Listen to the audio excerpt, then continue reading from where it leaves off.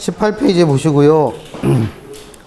혹시 나중에 이게 문제 풀다 보면 분명히 밀릴 때가 있을 수 있어요. 그래서 뭐 시간 될 때 예를 들면 뭐 총론 같은 경우에는 문제 푸는데 금방이잖아요. 문제 읽어보기가 그래서 그렇지. 그래서 시간 나시면 그 뒤에 딱 그 진도표까지만 하지 마시고 영역이 되면 조금씩 더 풀어보세요. 그래서 나중에 내가 진도가 너무 밀려서 못 따라오겠다 그러면 아마 8월 초, 7월 말, 8월 초 이번에는 아마 모의고사가 31일 날 있어서 8월 초가 아마 방학일 거예요. 그래서 한 3, 4일 정도 쉬릴 때가 있거든요. 그래서 그때 못한 것들 좀 정리를 해 놓으셔야 안 밀려요. 이게 한번 밀리기 시작하면 공부하기 싫어지는 게 인지상정이에요. 그래서 안 밀리게 최대한. 그래서 뭐 다른 학원 다 정했던데 여기는 아직 못 정하신 것 같던데 뭐 그런 걸 뭘 못 1, 2, 3으로 결정이 됐대. 그래서 어쨌든 그때는 수업 없으시니까 개론이랑은 아무 상관없고.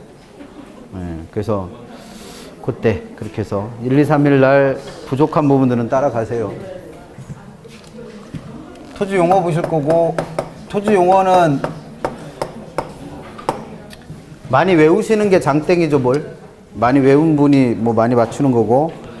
제일 먼저 나와 있는 택지, 부지, 대지, 대부터 보시면 부지는 학교 부지라고 외우시는 게 편하다고 그랬죠. 그래서 부지라는 앞에 어떤 용도로 사용되고 있는 바닥 토지를 부지 이렇게 부릅니다. 그럼 그 부지 앞에 있는 용도는 건물을 지을 수 있는 용도뿐만 아니라 건물을 못 짓는 용도까지를 다 포함하기 때문에 가장 개념이 넓은 개념이 부지. 택지는 건물 지을 수 있는 땅인데 이건 감정평가상 용어라고 그랬고 그거랑 같은 용어로 건축법에서는 뭐라고 부른다? 대지라고 부른다고 했습니다. 그리고 그 대지와 구별하셔야 될 용어가 지목 중에 하나인 대랑 구별하시랬어요. 그래서 대지는 주거용, 상업용, 공업용 다 지을 수 있는 땅인데 대는 그 중에서 주거, 상업, 그리고 문화시설만 지을 수 있기 때문에 개념적으로는 누가 더 넓다? 대지가 더 넓다고 그랬어요. 그래서 구별하시라고 그랬고 이거를 그래서 수업 시간에는 어떻게 했어요? 포함관계로 정리해 드렸었잖아요. 그래서 건물 짓든 못 짓든 가장 넓은 특정한 용도로 사용되는 바닥 토지를 부지라 부르는 거고 그 안에 건물 지을 수 있는 땅만 감정평가에서는 택지라 부르는 거고 이거를 건축법에서는 대지라 부른다 그랬죠. 그 안에 뭐가 있는 거예요? 지목인 대가 있으니까 포함관계로 이해하시면 제일 쉽다고 그랬습니다. 두 번째는 후보지와 이행지는 토지의 용도가 전환되고 있는 땅들을 말하는 거예요. 그래서 공통점은 토지의 용도가 전환되고 있는 땅인데 차이점은 후보지라 할 때는 항상 나와야 될 표현이 택지, 농지, 임지라고 하는 용도지역 상호 간에 전환이 될 때 용도지역 상호 간에 그 다음에 이행지는 용도지역 안에 있는 소분류들이 있으니까 그 용도지역 내에서 또는 용도지역 안에서 용도 전환되고 있는 땅을 통틀어 이행지라 부릅니다. 그럼 시험 문제 쉽게 내려면 용도지역 상호 간의 전환이냐 아니면 용도지역 내에서의 전환이냐 이렇게 물어보면 제일 쉬운 문제가 되는 거랬고 좀 어렵게 내려면 그 안에 있는 용도지역 안에 있는 뭐 주거지역이 상업적으로 용도 전환 중이다. 그럼 이건 같은 택지 안에서 용도 전환되고 있으니까 이행지. 그게 아니라 전지였던 게 주거지역으로 용도 전환되고 있다. 그럼 농지였던 게 택지로 전환되고 있는 거니까 이때는 후보지. 그 다음에 뭐 장난칠 수 있는 표현이 용도 전환이 끝난 땅에 대해서도 후보지 또는 이행지라 붙인다는 아니라고 그랬습니다. 그래서 용도 전환 중일 때까지만 그렇다고 그랬고 용도 전환 된 토지에 대해서는 후보지 이행지 안 표현하는 거 그것도 같이 기억하시면 되죠. 그럼 3번에 있는 필지와 획지는 토지를 구분하는 단위라고 그랬는데 필지는 지적공부에 등록하는 토지의 등록 단위가 필지랬어요. 그래서 소유권이 미치는 범위를 구분한 소유권을 나누는 단위가 필지였고 그래서 얘는 뭐가 붙어있다? 지번이 붙어있다고 그랬습니다. 그래서 지적법이라고 하는 법에서 사용하는 법적 개념이 필지랬어요. 그럼 시험 문제에서 지번이 붙어있는 토지의 소유권을 구분하는 토지의 등록 단위다. 그래서 법적인 개념이다 이런 말 나오면 필지. 이에 반해서 양거래 2번에는 획지는 네 번째 줄 따라서로 나오고 있는 거 네 번째 줄 따라서 획지란 인위적 자연적 행정적 조건에 따라 다른 토지와 구별되는 뭐가 비슷한 가격 수준이 비슷한 토지의 단위예요. 그러니까 얘는 토지의 가격으로 구분한 토지의 단위가 획지고 얘는 부동산 활동이나 부동산 현상의 단위로 쓰이는 경제적인 개념이 뭐다? 획지라고 그랬습니다. 그래서 그 밑에 양거래 3번에 필지와 획지 구분해 놨으니까 구별하시는 거 시험 문제 꾸준히 묻고 있는 거죠. 4번에는 나지와 건부지 중에서는 건부지는 아까 부지 설명하면서 부지라는 말 앞에 있는 용도로 사용되는 바닥 토지라고 그랬으니까 얘는 건물이 이미 들어서 있는 땅을 건부지라 부르는 거고, 그거와 상대적 개념이 나지니까 나지는 뭐가 없는 땅? 건물이 없는 땅입니다. 근데 19페이지 맨 밑에 표준지 조사 평가 기준이라고 하는 감정평가와 관련된 어떤 그 행정 규칙에서 나지의 개념을 명시적으로 규정해 놨어요. 그래서 시험 문제에서는 그 규정이 그대로 나옵니다. 그래서 나지는 일단 토지에 건물 기타 정착물이 없어야 되고, 두 번째 지상권과 같은 토지의 사용 수익을 제한하는 사업상 권리가 설정되어 있지 않은 땅을 말한다 라고 그대로 시험에 냅니다. 그대로 공부하시면 되고, 한 페이지 넘겨보시면 2번에 나지는 사법상 제한은 안 받는데 뭐는 받는다? 공법상 제한을 받는다는 거 기억하시고, 그 다음 세 번째, 감정평가에서 이런 나지라는 개념을 명시적으로 규정하고 있는 이유가 맨 밑에 줄에 토지 가격을 평가할 때는 감정평가의 기준이 되는 게 항상 어떤 가치? 나지 가치를 기준으로 평가해요. 그러니까 토지 가격은 나지 상태를 기준으로 가격을 평가합니다. 그래서 아까 건부지는 개념 설명했고, 나지 가격을 기준으로 토지 가격을 평가하는데 건물이 있다는 이유만으로 이 나지 가격보다 가격이 낮게 평가되는 경우도 있겠죠. 이런 현상을 두고 건부, 감가. 반대로 건물이 있다는 이유만으로 나지 가격보다 가격이 더 높게 평가되는 경우도 있을 수 있다는 거죠. 이걸 건부, 증가. 그래서 시험에서는 이 두 개 개념 구별할 수 있는지를 물었었어요. 건부 감가와 건부 증가. 그래서 구별하시면 되고. 그 다음에 5번에 있는 기타에서는 1번에 있는 법지와 2번에 있는 빈지는 개념만 놓고 보면 반대말 같으니까 묶어서 기억하시라고 했던 거죠. 그래서 법지는 법적 소유는 되는데 활용할 수가 없는 경사면의 토지가 법지였고, 빈지는 소유는 안 되는데 이용할 수 있는 공유수면관리법에서는 바닷가라고 일컫는 땅이 빈지였습니다. 그래서 빈지에서는 공부하실 게 세 가지 정도 있다고 그랬는데, 세 번째 주 일반적으로 바다와 육지 사이의 해변 토지로서 첫 번째 뭘 기억하시겠어요? 어디부터 어디까지를 빈지를 하느냐. 그래서 만조수의선부터 지적공부에 등록된 지역 사이에 있는 땅을 빈지라 한다. 그럼 얘를 해석해보면 어떤 뜻이에요? 토지는 토지인데 어디에는 안 올라간 토지? 지적도에는 안 올라간 토지. 그럼 지적도에 안 올라갔으니까 얘는 뭐가 아니니까? 필지가 아니니까 등기를 못 내죠. 그래서 소유가 안 되는 땅이라는 거. 그 다음에 세 번째 기억하시려던 건 간조수의선과 만조수의선 사이에 있는 누구? 간석지. 우리가 보통 뭐라 부르네? 바닷물 들어왔을 때는 바닷속에 잠겨있다가 바닷물 빠져나가고 나면 겉으로 드러나는 갯벌이라고 하는 애와는 개념 구별하시라는 거. 그래서 구별하시면 되고, 3번에 있는 맹지와 4번에 있는 대지도 묶어서 설명드렸을 때 둘 다 공통점은 타인의 토지에 둘러싸여 있는 토지라는 건 공통점이었고, 맹지는 타인의 토지에 완전히 둘러싸여 도로의 접합면이 아예 없어서 건물도 못 짓게 제한하는 게 맹지. 좁은 통로를 통해서 도로에 나갈 수 있는 자루 모양으로 생긴 택지를 대지. 그럼 대지는 택지의 한 종류니까 얘는 뭐는 할 수 있다? 건물은 지을 수 있다는 거죠. 그래서 구별하시고, 시험 문제에서는 대지는 잘 안 물어요. 왜냐면 이게 시험 문제 나오면 아까 건축법에서 건물 지을 수 있는 땅이라고 했던 대지와 한글로는 구별이 안 되니까 한자 문제를 내야 되는 상황이 돼요. 그래서 시험 문제에서는 주로 뭐를 내더라? 맹지를 내고 있습니다.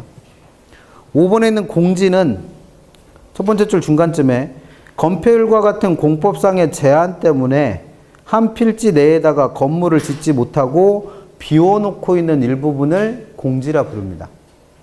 그래서 건폐율이나 용적률 제한 때문에 건물 못 짓는 부분의 땅을 공지. 6번에 있는 포락지는 지적공부에 등록된 토지가 물에 침식되어 수면 밑에 잠긴 땅. 그럼 쉽게 말하면 요즘처럼 이제 장 맞아서 비가 갑자기 많이 오면 하천가에 있는 땅이 이렇게 무너져 내려서 물속으로 이렇게 잠기는 부분이 생길 거 아니에요. 그걸 두고 포락지. 7번에 있는 소지와 원지는 개발되기 이전 상태의 땅을 말합니다. 그리고 8번에 있는 선화지는 이 선자가 고압전선이라고 했으니까 고압전선 아랫부분에 있는 땅을 선화지. 근데 이 선화지는 고압전선 때문에 토지를 이용할 때 공중공간에 대한 이용이 제한을 받죠. 그럼 그만큼 토지 가격이 낮게 책정될 거 아니에요. 이런 현상을 선화지, 감가. 9번에 있는 공한지와 10번에 있는 휴한지, 11번에 있는 유휴지는 다 한자, 휴자 있으니까 묶어서 노는 땅으로 이해하시랬죠? 이용하지 않는 땅. 그래서 9번에 공한지는 도시 내에 있는 택지 중에서 집가 상승을 기대하고 방치하고 있는 땅이 공한지라고 그랬고, 휴한지는 다른 말로 휴경지라고 그래서 비옥도 회복을 하기 위해서 쉬고 있는 땅을 말했고 11번에는 유유지는 국토이용관리법에서 원래 규정했던 개념이에요. 근데 이 국토이용관리법이 지금 여러분들 배우고 계신 국토계획법의 전신이에요. 그래서 옛날에는 도시계획법하고 국토이용관리법이라는 두 개 법률로 도시지역은 도시계획법이, 그 다음에 비도시지역은 국토이용관리법이 규정을 하고 있었는데 그걸 2003년도에 하나로 통폐합한 법률이 국토계획법을 배우고 계신 거죠. 그러면 국토계획법 생기면서 이 배분은 어떻게 된 거예요? 폐지됐어요. 폐지. 법이 폐지됐습니다. 그러면 거기 규정되어 있던 유유지라는 거의 개념, 요건 이런 것도 다 같이 폐지됐겠죠. 근데 그때 당시에도 사람들이 이 땅을 뭐라 불렀듯이 유유지라 불렀듯이 지금도 그냥 뭐라 부르는 거예요? 유유지라 부르는 거예요. 그래서 법률적인 요건이나 이런 것들은 법이 폐지되면서 없어졌고 그냥 쓰지 않고 묵히고 있는 땅을 다 통틀어 뭐라 부른다? 유유지라 부른다. 그래서 우리가 유유지라 불렀던 땅들이 그런 거죠. 그래서 개념 구별하시는 거 시험 문제 물으니까 개념을 많이 외우시는 분이 많이 맞추는 거고 6번에 있는 주택의 종류는 공법에서 배우니까 공법을 공부하시는 분들은 상관이 없고 그 다음에 공법을 안 하시는 분들은 단독주택과 공동주택의 종류 따로 외우고 계셔야 돼요. 그래서 1차만 공부하시는 분들은 주택의 종류도 가끔 시험에 나온다고 그랬으니까 외우고 계시겠죠. 뭐. 그래서 그런 것들이 토지 용어에서 문제 냈던 것들. 출제자들 입장에서는 개념만 내면 되니까 뭐 문제 내기 제일 좋잖아요. 그래서 제일 많이 물어보는 문제 중에 하나입니다. 24페이지를 가시면 총론에서 공부하실 것 중에 제일 공부하기 까다로운 게 부동산의 특성이죠. 뭐. 그래서 얘는 부동산과 다른 물건이 구별되는 고유한 성질인데 우리가 부동산 그러면 토지와 건물로 나눈다는 거죠. 그래서 토지의 특성과 건물의 특성 두 가지가 있는데 건물의 특성은 시험에 안 물어요. 그래서 시험에는 뭐가 나온다? 토지의 특성. 그래서 이런 토지의 특성은 다시 둘로 나눠서 토지는 인간이 만들어낸 게 아니까 토지가 원래부터 가지고 있는 자연적 특성하고 토지를 인간이 이용하면서 나타난 인문적 특성하고 두 가지가 있을 수 있다는 거죠. 그래서 구별하시는 겁니다. 그래서 공부할 것 첫 번째는 24페이지 나와 있는 자연적 특성으로 어떤 것들이 있는가를 일단 기억하셔야 되고 그 다음에 그 옆에 2번에도 인문적 특성으로는 어떤 것들이 있는지 종류 일단 아셔야 돼요. 종류. 어떤 특성들이 있는가. 두 번째는 그 특성들을 뭘 아시자? 개념. 그럼 개념은 그냥 한자 뜻풀이 하시면 될 거 아니에요. 부동성 그러면 움직이지 못하는 성질. 그래서 다른 말로 절대적 위치는 변하지 않는다고 그래서 위치의 고정성. 영속성은 영원히 존속하는 성질. 그래서 없어지지 않는다고 그래서 비소멸성. 부증성은 늘어나지도 않는 성질. 그래서 만들어낼 수 없기 때문에 안 늘어나는 거니까 비생산성. 개별성은 똑같은 게 없다라는 성질. 그럼 똑같은 게 있어야 대체를 할 텐데 똑같은 게 없어서 대체가 안 되니까 비대체성. 인접성은 토지들은 다 붙어 있다라는 성질. 그래서 붙어 있다는 얘기는 결국 연결되어 있다는 얘기니까. 그래서 이걸 다른 말로 연결성. 이 개념까지는 어렵지 않아요. 마찬가지로 그 옆에 있는 인문적 특성에서도 용도의 다양성은 내가 토지를 이용할 때는 다양한 용도로 이용될 수 있다. 용도의 다양성. 병합 분할의 가능성은 내가 이용하려는 용도에 따라 병합, 더해서 합쳐서 이용할 수도 있고 분할, 나눠서 이용할 수도 있다는 거죠. 그 다음에 위치의 가변성은 아까 절대적 위치는 고정되어 있다고 그랬지만 사회적, 경제적, 행정적인 위치들은 고정되어 있는 게 아니라 끊임없이 변한다. 그래서 이걸 상대적 위치의 가변성. 그래서 개념까지는 어렵지 않습니다. 그럼 시험 문제에서는 그런 걸 묻는 게 아니라 뭘 묻는 거예요? 그 밑에 정리해드린 파생적인 특성들을 물어요. 파생 특성.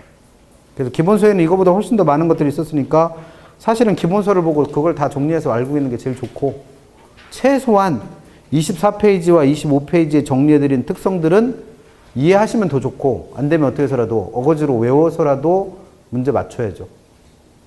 그래서 부동성의 파생 특성부터 보시면 우리가 부동산과 동산을 구별할 때는 움직일 수 없는 걸 가지고 부동산이라 부르니까 얘는 구별하는 기준이 될 테고 두 번째 부동산 현상이나 부동산 활동, 부동산 시장이 나타날 때는 일반 시장이라 하는 전국적인 시장은 없고 항상 국지시장으로 형성돼요. 그래서 이것도 뭐 때문에? 부동성. 외부 효과 배우실 때 외부 효과를 일으키는 원인으로 들었던 게 부동성과 인접성.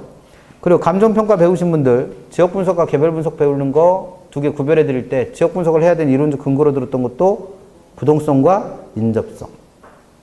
4번. 방금 전에 부동산 활동의 속성 10가지 설명드리면서 부동산 활동이 임장 활동성의 성질을 갖고 정보 활동성의 속성을 갖는 건 부동성과 관련이 있다고 그랬죠. 그다음 5번 토지의 이용 방식 및 입지 선정 활동이 중요하게 되는 이유가 된다. 근데 여기서 하나 주의하실 건 입지론 배우신 분들은 입지 선정에 대한 이론은 종류가 2가지 있다고 그랬어요. 그래서 내가 원하는 용도에 적합한 토지를 찾는 이론을 협의의 입지론 또는 그냥 입지론이라 부르는 거고, 반대로 내가 가지고 있는 토지에 적합한 용도를 찾는 걸 적지론이라 불렀어요. 그럼 이와 같이 입지론, 토지에 적합한 용도를 발견하는 입지론이 중요한 이유는 한번 입지 결정을 하면 움직일 수 없다라는 부동성과 관련이 있다고 그랬고, 그 다음 이런 적지론이 중요한 이유는 토지의 용도가 그만큼 다양하니까 적합한 용도를 찾으려는 거죠. 그래서 얘가 용도의 다양성과 관련이 된다. 그래서 그 옆에 25페이지 인문적 특성에서 용도의 다양성에서 4번에 보시면 적지론이라는 이론이 나오겠는 이론적 근거를 어디서 찾는다? 용도의 다양성. 그래서 부동성은 그렇게 정리하시면 되고, 두 번째는 영속성은 첫 번째에서 물리적 감가. 그럼 감정평가 배우신 분들 원가법에서 물리적 감가는 어떤 걸 물리적 감가라고 그래요?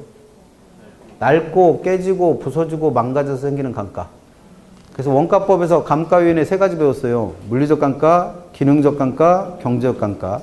그 중에서 물리적 감가는 노후화나 파손, 마모, 손상 뭐 이런 것들을 다 물리적 감가로 했는데, 토지는 노후화, 파손, 마모, 손상이 일어나지를 않는 물건이에요. 왜? 영원히 존재하는 물건이라. 그래서 토지에서는 물리적 감가라는 게 원칙적으로 적용될 여지가 아예 없죠. 뭐 당연한 얘기니까. 그러니까 이해하면 별거 아닌데 이걸 어거지로 외워야 되면 어려워진다는 거예요. 두 번째, 소유익과 이용을 분리하는 게 가능하다. 이 얘기는 내 물건을 남한테 빌려주는 게 가능하다는 거예요. 왜? 되돌려 받아도 없어지질 않으니까. 그래서 영속성과 관련이 있고, 그러니까 남한테 이걸 빌려주는 무슨 시장? 임대차 시장도 발달할 수 있는 게 다 영속성과 관련된다는 거죠. 그럼 3번 아까 부동산 활동의 속성 중에 배려의 장개성 나오면 누구랑 연결하신다? 영속성. 소모를 전제로 하는 재생산 이론이 적용이 어렵다. 없어질 걸 전제로 다시 만들어낸다는 게 재생산 이론인데 얘는 없어지지 않으니까 다시 만들 필요도 없죠. 그래서 얘도 영속성과 관련됩니다. 부증성의 파생 특성에서 1번 토지의 물리적 공급이 불가능하다 이랬는데, 이거 되게 중요한데 이거 구별 안 하시는 분들 있대. 토지의 공급에는 그 종류가 몇 가지 있다? 2가지 있습니다. 2가지. 존재량 자체를 늘리는 공급을 물리적 공급, 존재량에는 변화가 없지만 용도 전환 등을 통하여 그 경제적 유용성을 높이는 걸 경제적 공급. 근데 토지의 경우에는 물리적 공급은 된다 안 된다? 안 된다는 거예요. 왜? 물리적 공급을 늘리려면 새로 만들어야 되는데 만들어낼 수가 없다라는 누구 때문에? 부증성 때문에. 그래서 물리적 공급이 안 되는 게 부증성과 연결되는 거고, 토지에서도 뭐는 가능하다? 경제적 공급은 가능할 수 있다는 거죠. 왜? 용도가 다양하니까 용도 전환을 할 수 있기 때문에 가능한 거죠. 그래서 자주 냅니다. 이거는 물리적 공급과 경제적 공급 구별하는 건 구별하시고, 그 다음에 부증성의 2번째로 가셔서 생산비 법칙이라는 게 적용이 안 된대요. 그럼 여기서 말하는 생산비 법칙은 돈을 들이면 만들어낼 수 있다는 법칙인데, 토지는 아무리 돈을 많이 들여도 만들어낼 수 있다 없다? 없어요. 뭐 때문에? 부증성 때문에.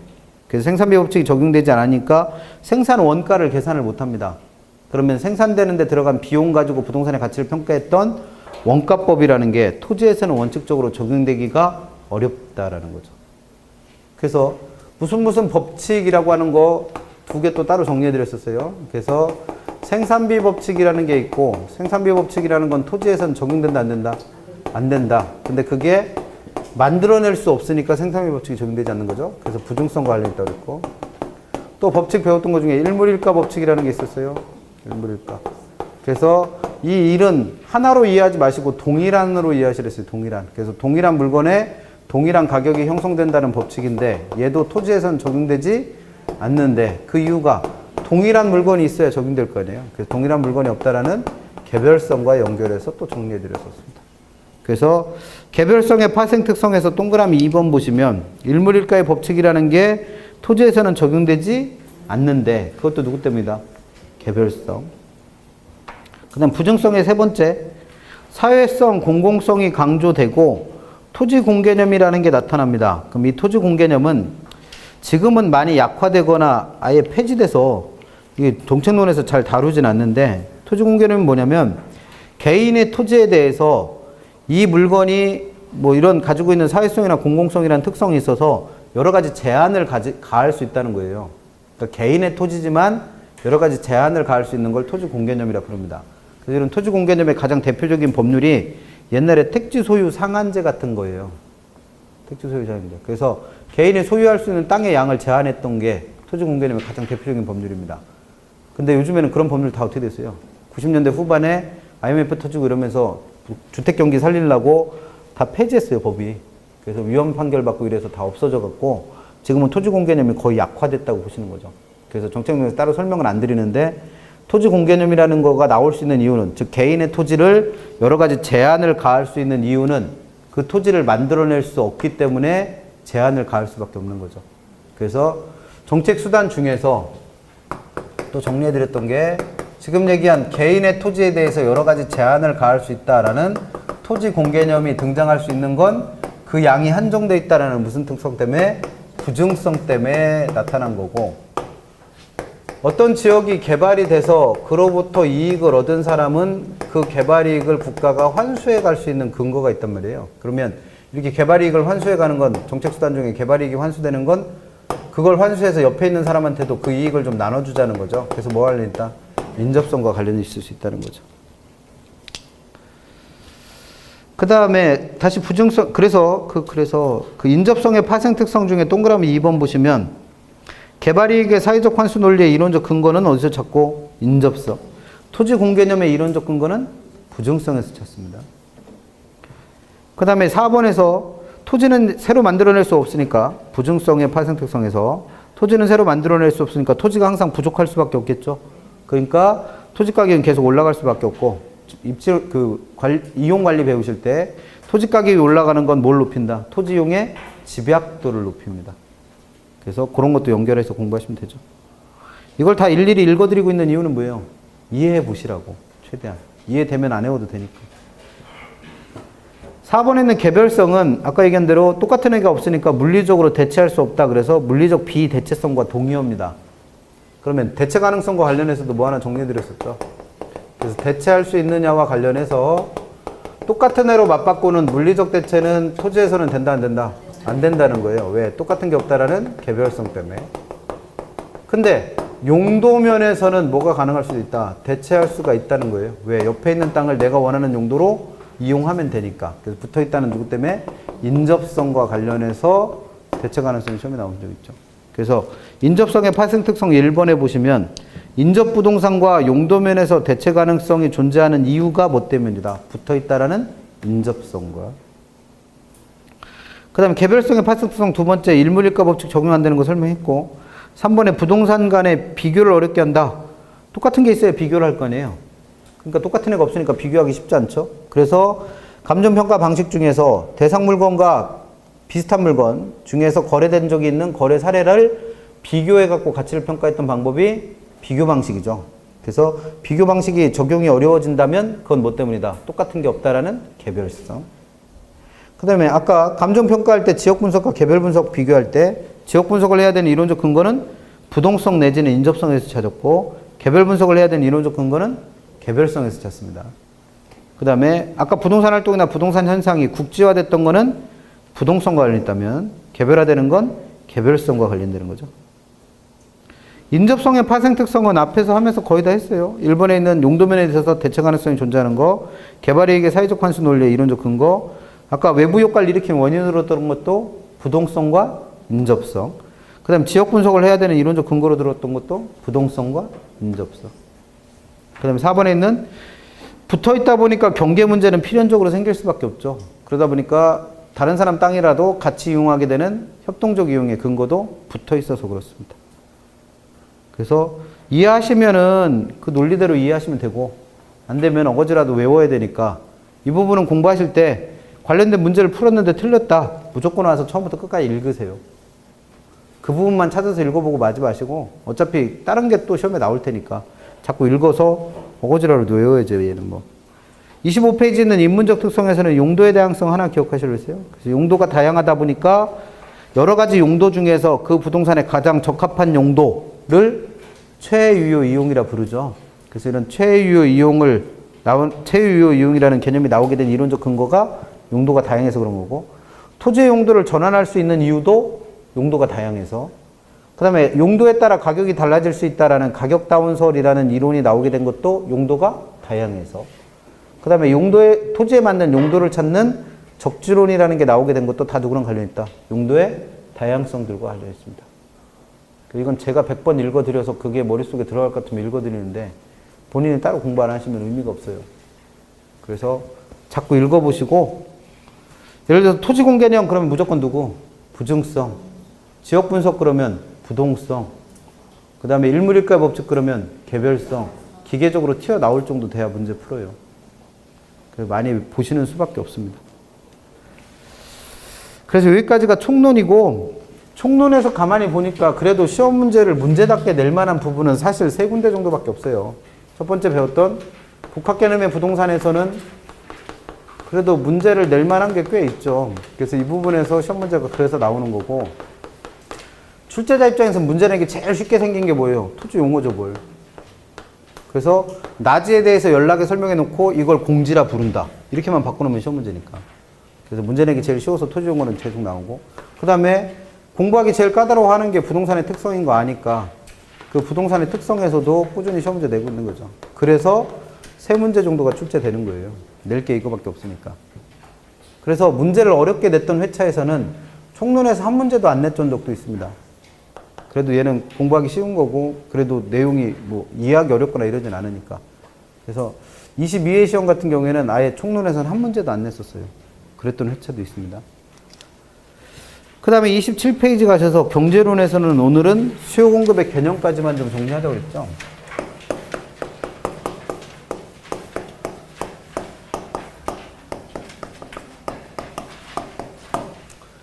그래서 27페이지 나와 있는 수요의 개념은 뭐 그 자체 가지고도 시험에 내지만 주로 여기서는 뭘 알자는 거예요. 수요에서 가장 기초적인 개념인 수요와 수요량이라는 거와 수요 가격이라는 거에 개념은 정확하게 이해하고 가자는 거예요. 그래서 수요라고 하는 건 영어로는 디맨드, 그래서 D로 표시하는 거고, 이 물건을 살 소비자들이 일정한 기간 동안에 재화나 서비스를 구매하고자 하는 욕구를 수요라고 정의한다고 그랬습니다. 그래서 이거를 세 가지로 나눠서 일정 기간 동안의 양을 파악한다고 해서 유량 개념이라고 표현하는 거고, 실제로 구매한 게 아니라 구매하려고 의도하는 양이라고 해서 사전적 개념. 그래서 얘가 꼭 실제 구매량과 일치하는 건 아니라고 그랬었고, 세 번째, 구매하려는 의사만 가지고는 수요라고 보지 않고 반드시 그 물건을 살 경제적 능력인 구매력을 갖췄을 때만 수요라 부른다는 거예요. 그래서 이걸 유효수요라 부릅니다. 그래서 이런 세 가지 요건을 만족할 때를 수요라 부르고, 이 수요하고 구별하셔야 될 개념 중에 3번에 있는 수요량과 4번에 있는 수요 가격이었던 거죠. 그래서 수요와 수요량을 구별할 때는 수요는 그 물건의 가격이 얼마든 상관없이 내 구매력 범위 내에서, 즉 내 예산 범위 내에서 어떤 물건을 사고자 하는 욕구 자체를 수요라 부르는 거고, 그러니까 내가 가진 돈으로 뭘 좀 사야겠다라는 것 자체를 뭐라는 거예요? 수요. 근데 수요량은 그 물건에 뭐가 정해진 거다? 가격이 정해진 거예요.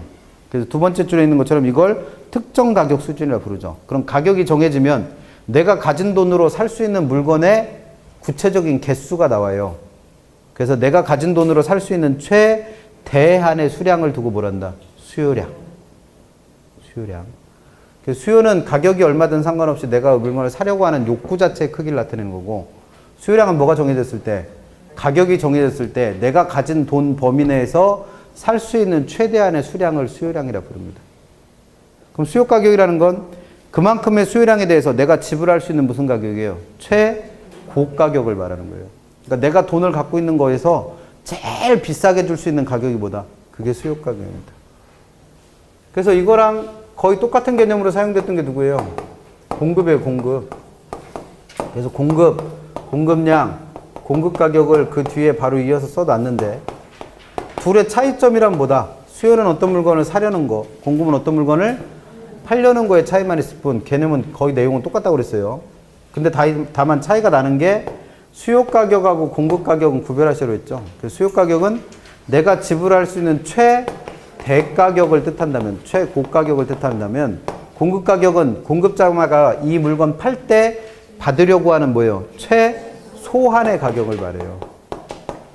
그러니까 이걸 팔면서 최소한 이만큼은 받아야지라고 생각하는 가격이 공급 가격. 이걸 사면서 내가 지불할 수 있는 최고 가격이 수요 가격. 그래서 이 두 개만 차이가 나는데 정작 기본소에서는 이게 안 써 있었으니까 구별하셔야 되겠죠. 그래서 얘네들은 시험에 이것도 내요. 안 내는 건 아니에요. 근데 이걸 가지고 뭐 틀리게 되거나 이러지는 잘 않으니까 개념 구별은 계속 하셔야 되고, 얘네들의 개념은 정책론까지 계속 나오죠. 그래서 기본적인 개념으로 이해하셔야 되고, 그러다 보니까 시험 문제는 뭘 내는 거예요? 28페이지 나와 있는 것처럼 아까 수요와 공급의 개념을 설명할 때 뭐가 등장하니까 유량 개념이다 뭐 이런 말이 등장하니까 시험 문제에서는 뭘 내더라? 유량이라는 애와 저량이라는 애를 구별하세요가 심심찮게 시험에 나오죠. 그래서 한때는 뭐 거의 매년 낼 때도 있었는데 요즘에는 그렇게까지 자주 내는 거 같지는 않고 구별하는 거 됩니다. 근데 유량과 저량을 구별할 때 절대 잊어버리시면 안 되는 건 유량과 저량은 둘 다 뭘 파악하는 방법이다? 양을 파악하는 방법이에요. 개수 세는 겁니다. 그래서 양을 나타내는 표현이 아닐 때는 유량이다 저량이다 이런 표현 쓴다 못 쓴다? 못 쓴다는 것도 기억하세요. 그래서 그 밑에 반가로 1번에 유량 변수와 저량 변수에서 경제 현상을 수식으로 파악 분석할 때 수식에 포함되는 경제 요소인 경제 변수에 뭘 분석한대요? 수량을 분석한대요, 수량. 근데 그 수량을 분석하는 방법이 몇 가지다? 두 가지라는 겁니다. 그 중에서 첫 번째가 일정 기간을 기준으로 해서 뭘 파악한 거? 변화량을 파악한 걸 뭐라 부르는 거고? 유량. 그 다음에 특정 시점을 기준으로 해서 파악된 뭘 센 거? 존재량을 파악하는 걸 저량이라 불러요. 그래서 둘 다 양을 세되 그 양을 세는 방법에 차이가 나니까 구별을 하라는 거죠.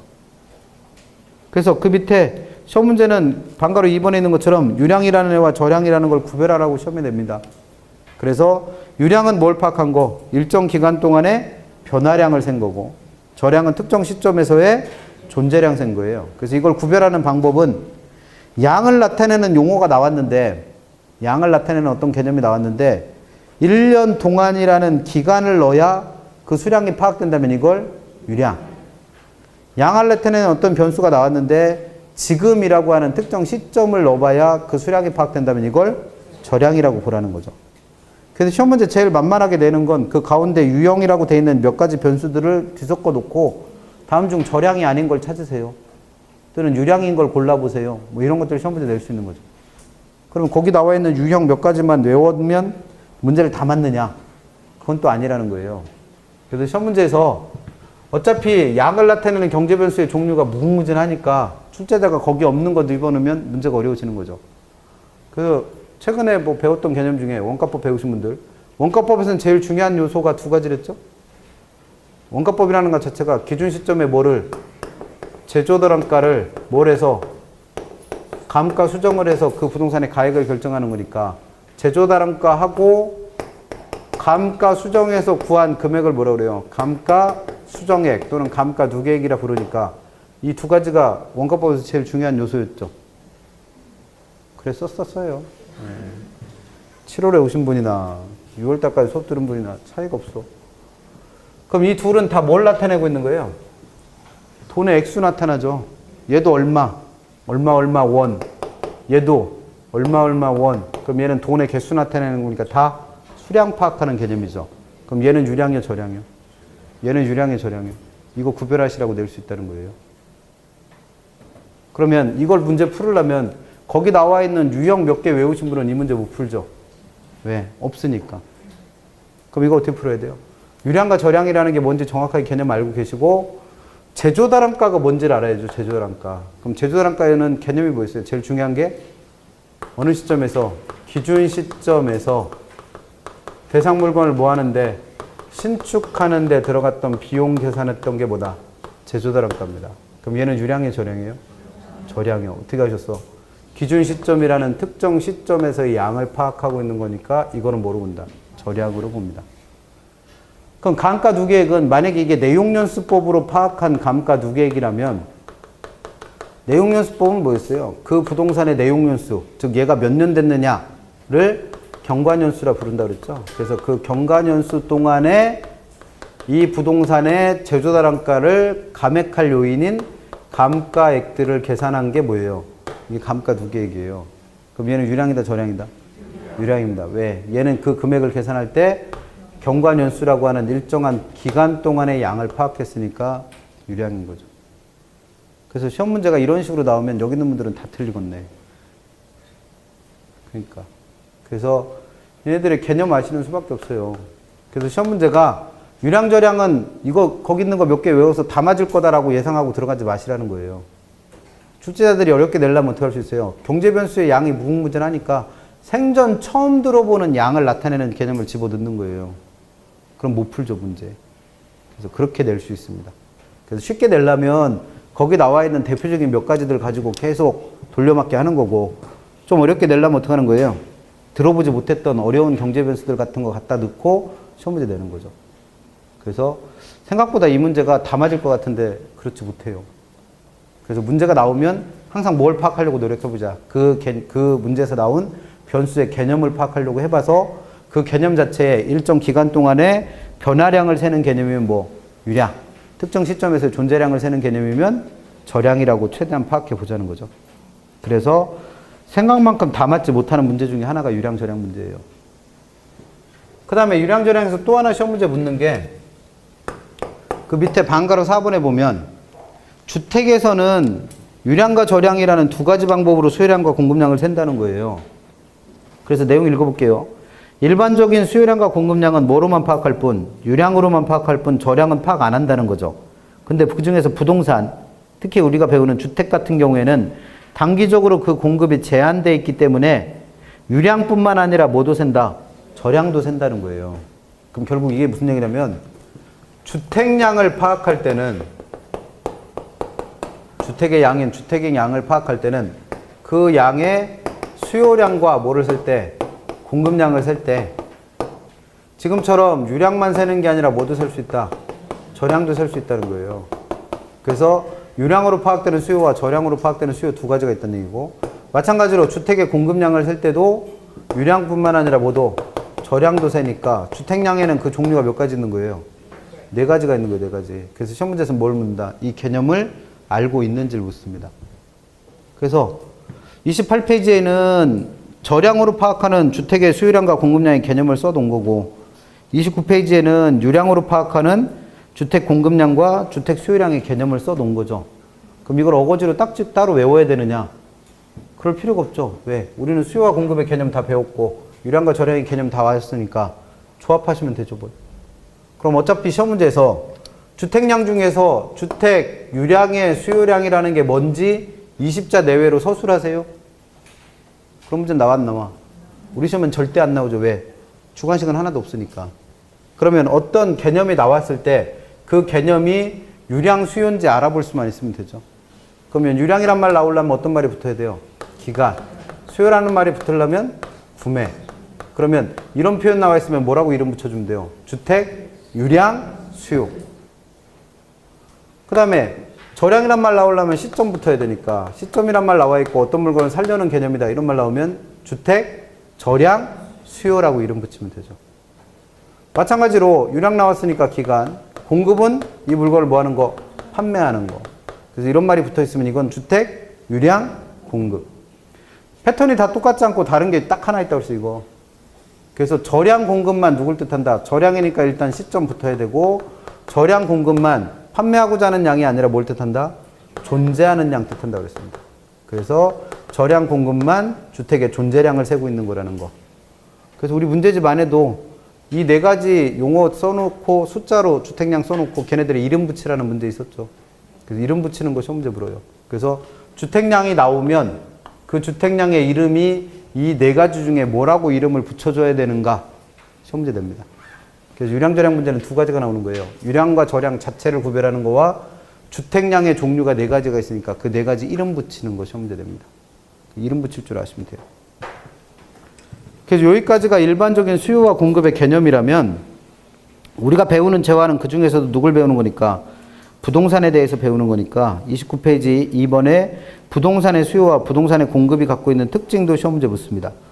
양가로 1번에 있는 부동산 수요의 특징은 5가지 나와 있는 거 읽어보시면 이해는 돼요. 그래서 1번 부동산은 일반 재화에 비해 가격이 비싸죠. 그러다 보니까 구매력 확보하는 데 시간 오래 걸릴 수밖에 없고, 두 번째 일반 재화의 수요는 한 번 쓰면 없어지니까 일회성에 그치지만 부동산은 어떤 성질 때문에 없어지지 않는다는 영속성이란 특성 때문에 내가 이걸 쓰더라도 없어지지 않죠. 그러니까 쓰던 물건을 다시 어떻게 할 수 있다? 되팔 수 있어요. 그래서 기존의 수요가 뭐로 전환된다? 새로운 공급으로 전환될 가능성이 있습니다. 그래서 한 페이지 넘겨보시면 양가로 3번에 부동산 공급의 특징에서 3번 보면 우리가 일반적인 공급자는 이 물건을 만들어 파는 생산자를 뜻해요. 근데 부동산의 공급자를 할 때는 생산자만 있는 게 아니라 누구도 기존의 소유자들도 공급자가 될 수 있다는 거죠. 그래서 집을 사신 분들, 아파트 사실 때 아파트 건설회사로부터 직접 분양을 받으신 분들은 다 누구로부터? 생산자로부터 공급을 받은 물건인 거고, 그렇지 않은 나머지 분들은 다 누구한테 산 거예요? 기존의 소유자들한테 물건을 산 거잖아요. 그럼 공급자에는 종류가 2가지가 있을 수밖에 없죠. 왜? 수요가 공급으로 전환될 수 있는 특징이 있어서. 그래서 그렇게 연결해서 기억하시고, 다시 앞으로 돌아오셔서 수요의 특징에서 3번 부동산의 수요는 부동산이 갖고 있는 개별성이라는 특성 때문에 수요 유형이 다 제각각이라는 얘기죠. 그래서 부동산의 종류에 따라서 탄력성 값이 다 다를 수밖에 없는 거고, 4번 부동산을 살 거냐 말 거냐에 대한 의사결정을 하려면 워낙 비싼 물건이다 보니까 여러 가지 전문 지식이 그만큼 필요하죠. 그 다음 5번 부동산은 그 구매 절차에 있어서도 일반 경제제와는 다른 특수한 방법이 생깁니다. 그럼 그 다른 특수한 방법의 가장 대표적인 게 뭐예요? 중개사 제도 같은 거죠. 중개사. 빵 사고 팔면서 중개사한테 의뢰해서 물건 사지는 않죠. 배송은 해달라고 해도. 근데 부동산 살 때는 어떻게 하는 거예요? 중개인을 중간에 끼고 사죠. 그런 것들이 다 뭐다? 구매 절차가 특수한 예들이 됩니다. 그러니까 내용이 뭐 대단하게 어려운 거 이해하지 못할 만큼은 아니니까 나오면 혼동만 안 하시면 되고. 양가로 2번에는 수요의 종류도 가끔 시험에 내죠. 그 실질 수요와 잠재 수요는 뭘 가지고 구분한 거? 구매력이 있느냐 없느냐. 그래서 구매력까지 갖춘 실질적인 수요를 유효 수요 또는 실질 수요라 부르는 거고, 구매력은 없는 수요를 잠재 수요. 그래서 이걸 수요와 구별하기 위해서 뭐라 부른다? 소요라고 그래서 영어로는 needs라고 표현하는 게 잠재 수요인 거죠. 그래서 수요와 소요도 구별할 수 있어야 되고, 한 페이지 넘기시면 직접 수요, 간접 수요 또는 본원 수요, 파생 수요라고 하는 건, 직접 수요는 내가 정말 사고 싶은 그 재화 자체에 대한 수요를 본원 수요라고 그래요. 그래서 예를 들어서 내가 주택을 사고 싶다. 그럼 주택에 대한 수요가 나의 뭐다? 본원 수요 또는 직접 수요. 근데 이 주택 수요가 늘어나다 보면 그 주택을 만들어내기 위한 생산 요소인 토지에 대한 수요도 같이 파생적으로, 간접적으로 늘어나는 경우가 있다는 거예요. 그래서 다른 재화 때문에 파생적으로 늘어난 이런 물건들에 대한 수요를 파생 수요 또는 간접 수요라고 부릅니다. 그래서 주택에 대한 수요가 내가 직접적으로 사고 싶은 재화의 수요라서 본원 수요라면, 그 주택을 만들어내기 위한 토지에 대한 수요가 간접적으로 늘어났다면 이 토지에 대한 수요를 뭐라 부른다? 주택 수요로부터 파생된 파생 수요라고 부릅니다. 그래서 구별하시고, 그 다음에 3번에는 개별 수요와 시장 수요는, 개별 수요는 시장에 존재하는 수요자 한 사람 한 사람의 수요를 말하는 거고, 시장 수요는 그 개별 수요를 다 합한 시장 전체의 수요를 말해요. 그래서 문제에서 이 시장 수요를 어떻게 구하느냐를 물어보는 경우가 있죠. 그래서 세 번째 줄 맨 끝에 시장 수요는 개별 수요를 합해서 구하는데, 합할 때 꼭 지킬 게 3가지를 했죠. 첫 번째, 동일한 가격 수준에서 뭐를? 개별 수요량을 뭐해서? 수평합해서 구합니다. 그 3가지는 꼭 기억하시고, 그래서 이거를 내용으로 물어봤던 적도 있고, 그 밑에 예제에 있는 것처럼 개별 수요 주고 시장 수요를 구하라고 계산 문제를 냈던 적도 있죠. 그래서 3가지만 지키면 돼요. 동일한 가격 수준에서 수요량을 수평합한다. 그래서 여기까지가 이제 뭐 부동산 수요의 종류나 특징 이런 거 설명한 거고, 3번에는 부동산 공급의 특징은 아까 3번에 있던 거, 동그라미 3번에 있던 공급자에는 종류가 2가지라는 거 기억하시고, 그다음 양가로 4번에 있는 공급의 종류에서는 아까 강조했던 토지에서는 토지의 공급의 종류가 몇 가지다?